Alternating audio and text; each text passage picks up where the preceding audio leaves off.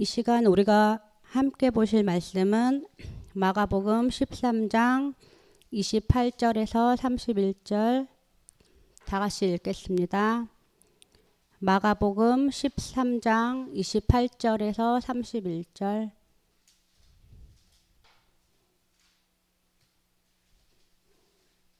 다 찾으셨나요? 네. 마가복음 13장 28절에서 31절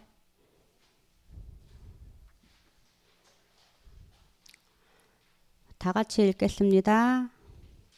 무화과 나무의 비유를 배우라. 그 가지가 연하여지고 잎사귀를 내면 여름이 가까운 줄 아나니 이와 같이 너희가 이런 일이 일어나는 것을 보거든 인자가 가까이 곧 문 앞에 이른 줄 알라. 내가 진실로 너희에게 말하노니 이 세대가 지나가기 전에 이 일이 다 일어나리라. 천지는 없어지나 내 말은 없어지지 아니하리라. 아멘. 마가가 기록한 좋은 소식 76번째 언젠가는 오실 예수님에 대해서 이두성 목사님 말씀 전해 주시겠습니다.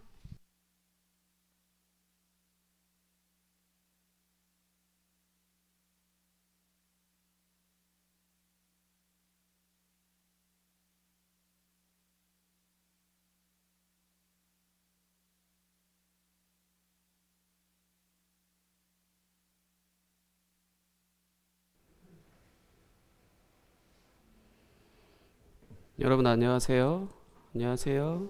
안녕하세요. 목소리 변조하신 분 한 분 계시는 것 같은데. 여러분들은 혹시 징크스 같은 거 있어요? 징크스? 징크스가 뭔지 모르는 거 혹시 아니겠지? 아이고야, 내가 샹크스 말고라고 이제 준비했었는데. 샹크스는 알지? 샹크스 모르는 친구 혹시 있어요?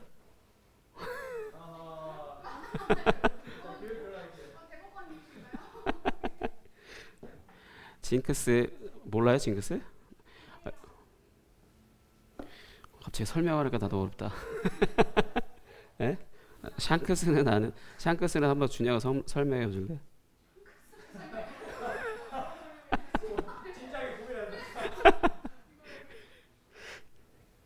그러니까 징크스라고 하는 건 어떤 심리적으로 무언가 딱 봤을 때 이거 이렇게 될 것 같은데 뭐 이런 거나 아니면은 이제 뭐 때문에 내가 이렇게 됐다 뭐 이렇게 표현할 수 있는 거 뭐 그런 것들이 있어요. 목사님이 기억하는 거 간접적인 징크스는 굉장히 좀 들으면 황당할 수도 있는데 진짜 어렸을 때부터 되게 놀랍다라고 매번 이제 느꼈던 건데 축구 경기를 보면 시우야 맨 마지막까지 동점이 되고 연장전까지 갔는데 그 다음에도 계속 동점이면 뭐하지? 예, 승부차기를 하죠. 승부차기를 할 때 이게 돌아가면서 차잖아. 돌아가면서 차는데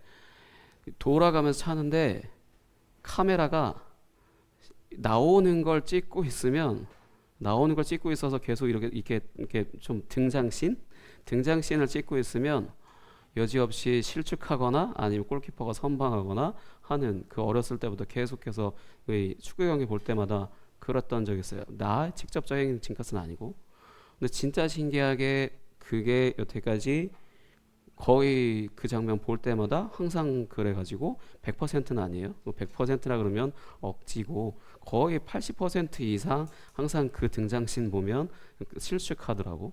골키퍼가 막든지. 그래서 너무 신기해서 근데 이상하게 계속 카메라 이렇게 계속 찍고 있잖아. 계속 그 사람의 얼굴 이제 클로즈업 돼서 걸어 나온 비장한 표정 짓고 있고 막 이렇게 등장씬이 있는데 그 다음에 막상 차면 후지산 대폭발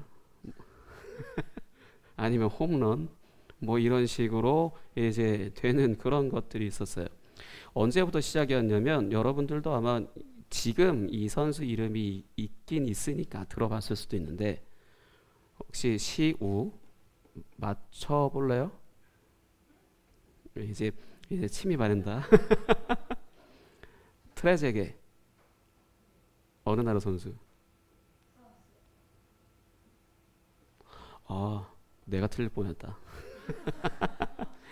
국적은 프랑스인데 원래 태생은 아르헨티나라서 난 아르헨티나라고 기억하고 있었어.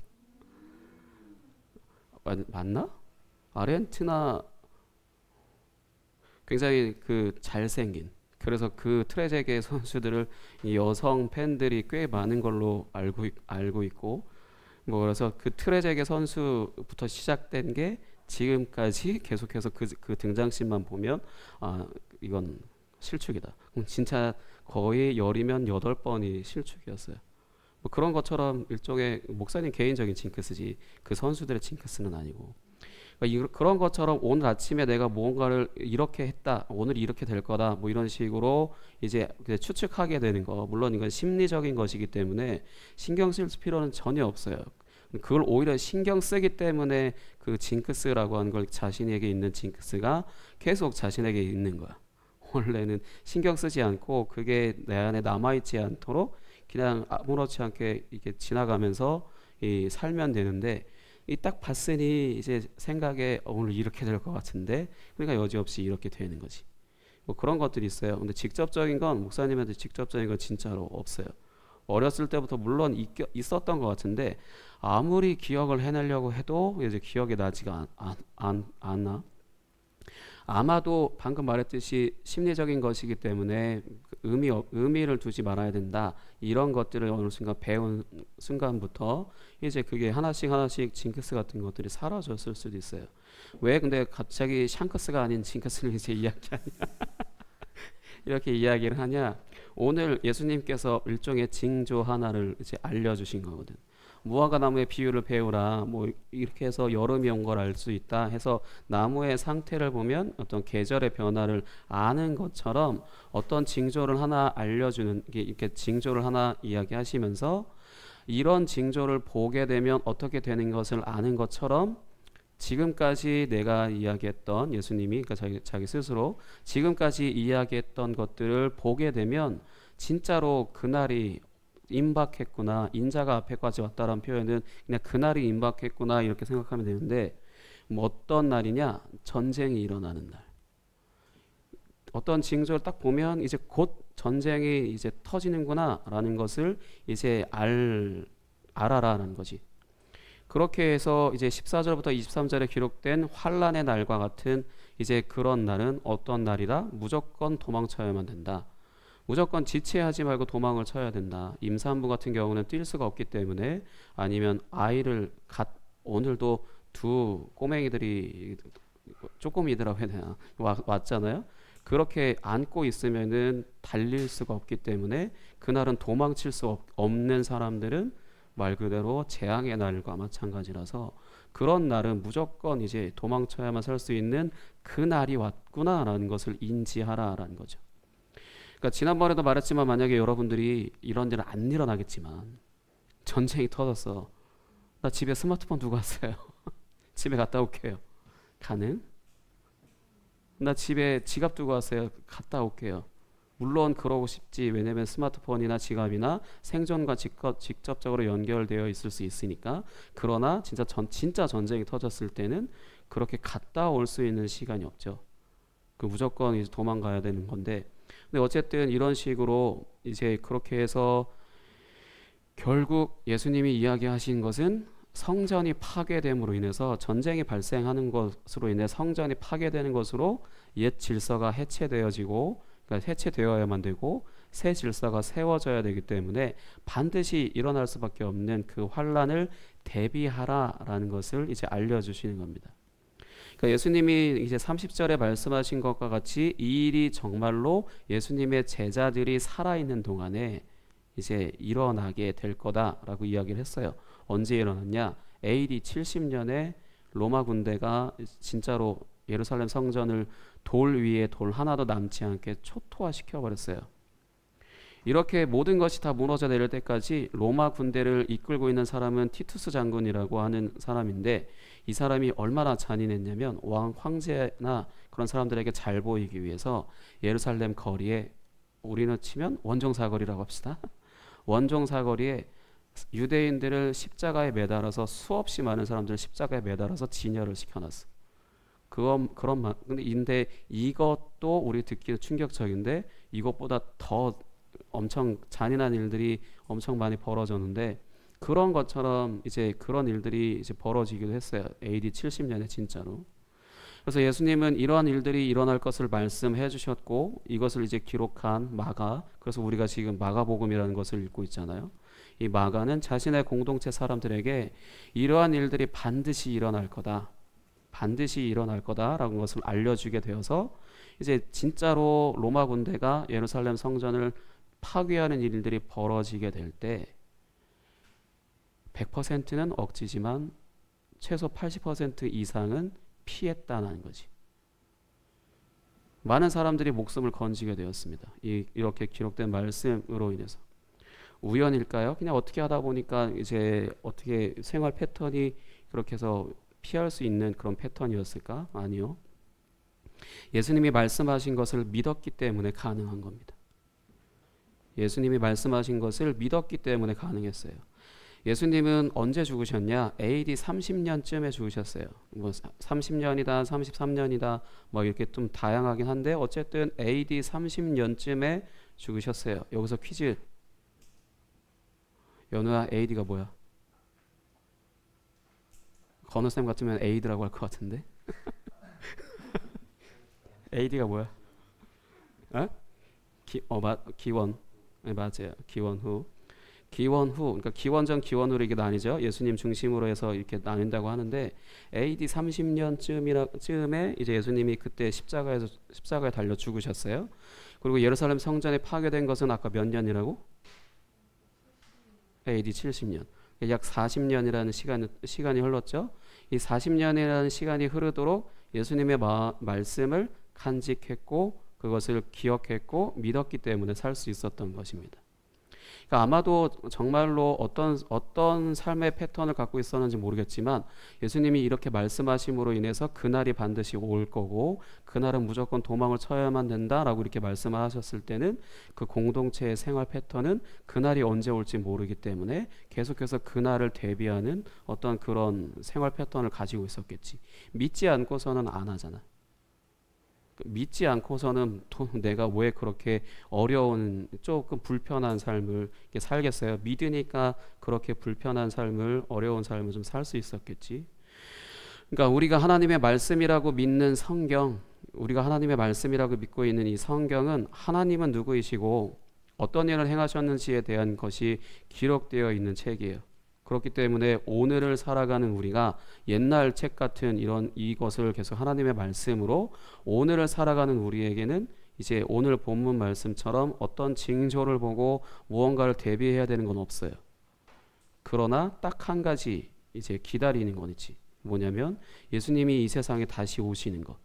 그거 하나 빼고 사실 다 이루어졌기 때문에 우리가 무언가 이제 어떤 징조를 보고 무언가를 대비하고 그럴 거는 없습니다. 예수님이 다시 오시는 것만 빼고 다 이루어졌으니까요. 근데 그럼에도 우리가 왜 창세기부터 요한계시록까지 이렇게 엄청난 양을 배워야 되냐? 왜 읽어야 되고 알아야 되냐? 우리가 예수님이 다시 오시는 그 날까지 하나님 나라의 삶을 살기 위해서, 하나님 나라의 삶을 살기 위해서 예수님이 다시 오시는 그날까지 하나님 나라의 삶을 살기 위해서 이제 성경 66권이 필요하다라는 거죠. 창세기부터 요한계시록까지 빠짐없이 전부 다. 근데 물론 다 못 배워도 다 못 배운다고 해서 못 가는 건 아니지만, 근데 성경을 읽지 않고 그 다음에 성경을 배우지 않으면서도 나는 하나님 나라에서 살고 있어요 라는 말은 공식이 적용이 안 돼요. 1 더하기 1은 2이잖아. 근데 내가 성경을 읽고 있지도 않고 배우지도 않는데 하나님 나라의 삶을 산다라는 것은 공식 자체가 이루어지지 않는다라는 거지. 불가능하다라는 겁니다. 그건 뭐 태도 불량이다 이게 아니고 불가능한 거예요. 말씀을 알아야, 읽어야 되고 배워야 되고 알아야 되고 그렇게 계속해서 해야만 그게 하나님 나라의 삶을 사는 게 가능합니다. 여러분들이 모태신앙으로 태어났다고 하더라도 불가능하고요. 그리고 심지어 교회에 개근을 한다고 하더라도 불가능합니다. 하나님의 말씀인 성경을 읽고 배워서 하나님이 어떤 분이시고 어떤 일을 행하셨는지를 이제 알게 되어서 하나님 나라의 삶을 살다가 계속해서 그 말씀을 아는 만큼 그렇게 살다가 어느 날 정말 예기치 못하게 정말 어느 날 갑자기 이 세상에 나타나실 예수님을 기다리는 이제 삶에 합당하게 살아가게 될 때 진짜로 어느 날 오신 예수님으로 인해서 큰 기쁨을 누릴 수 있게 된다는 거죠. 성경을 읽고 배워서 계속해서 하나님이 어떤 분이시고 하나님이 어떤 일을 행하셨고 그런 것들을 아는 것으로 인해 하나님 나라의 삶을 살고 있지 않다라면은 어느 날 갑자기 예수님이 찾아오실 것도 이제 기대하거나 기다리고 있지도 않았기 때문에 어쩌면 그날 정말 예수님이 딱 등장을 하시게 될 때 내가 거기에 속해 있지 않을 수도 있어요. 왜냐하면 정말로 내가 교회에서 어려서부터 태어나서 교회를 다녔다라고 해서 그게 보장되어 있는 것도 아니기 때문에 하나님 나라의 삶을 사는 사람들만이 이제 예수님이 다시 이 세상에 나타나시게 될 때 이제 기쁨으로 맞이할 수 있기 때문에. 그래서 마지막으로 본문 31절 읽고 같이 마치겠습니다. 본문 31절 시작. 천지는 없어지겠으나 내 말은 없어지지 아니하리라. 아멘. 같이 찬양할게요.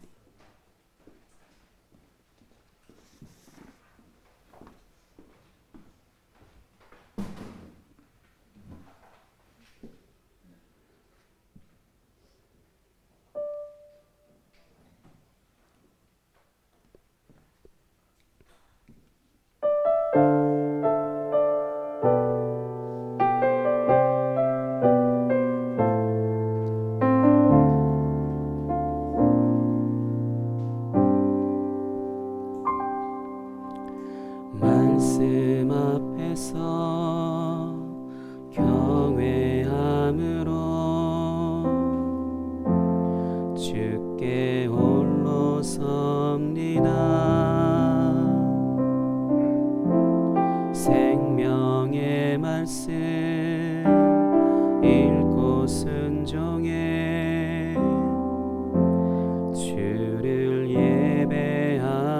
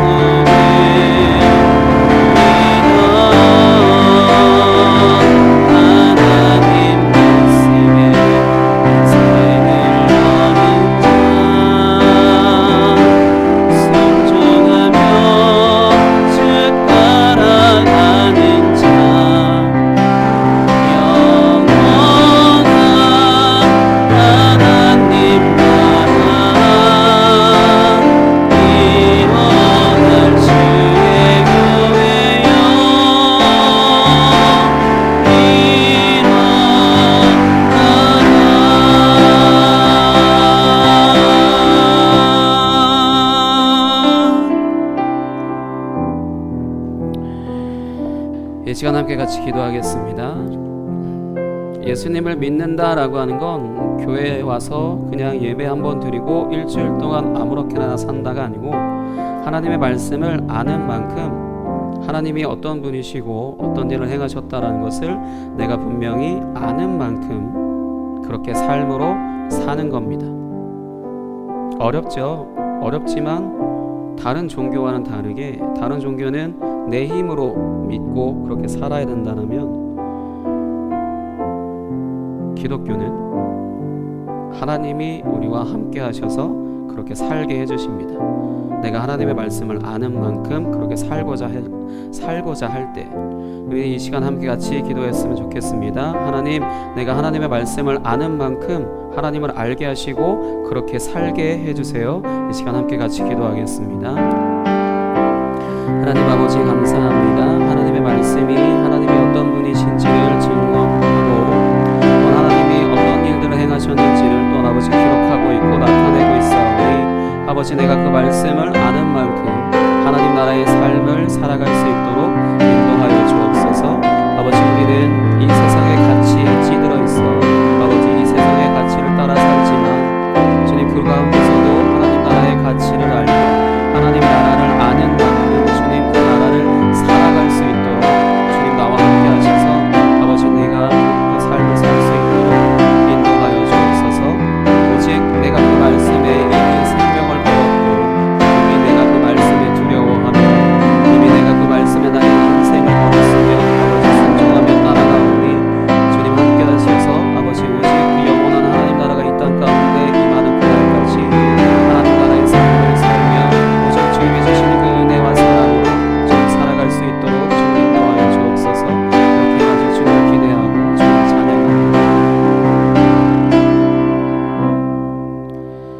하나님 아버지 감사합니다. 우리의 귀가 열려 하나님의 말씀이 들려지게 하시고 또한 우리의 마음이 열려 하나님의 말씀이 우리 안에 심겨지게 하여 주옵소서. 그래서 하나님의 말씀을 아는 만큼 하나님이 어떤 분이신지를 분명히 알게 하시고 또한 하나님의 말씀을 아는 만큼 하나님이 어떤 일을 행하셨는지를 또한 알게 하셔서 하나님이 나를 얼만큼 사랑하시고 우리를 위하여서 무엇을 하셨는지를 분명히 알고 믿으며 주님이 다시 오시는 그날까지 그 믿음 안에서 살아갈 수 있게 하여 주옵소서. 우리의 연약함 가운데서도 주님이 우리와 함께 하심으로 그날이 오늘 올 때까지 우리의 삶을 보존하실 걸 믿습니다. 오직 주님만 홀로 영광 받아 주옵소서. 감사합니다. 살아계신 예수 그리스도 이름으로 기도하였습니다. 아멘.